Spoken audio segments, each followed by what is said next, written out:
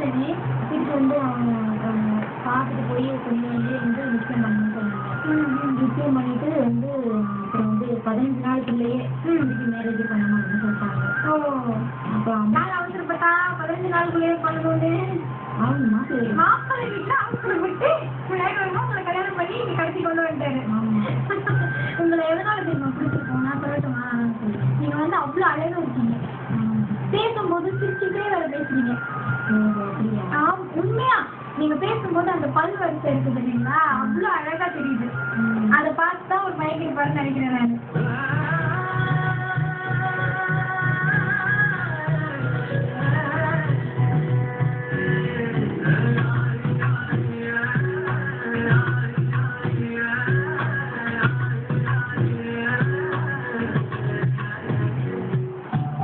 சின்ன சின்ன ஆசை இடைவேளைக்கு பிறகு தொடரும்.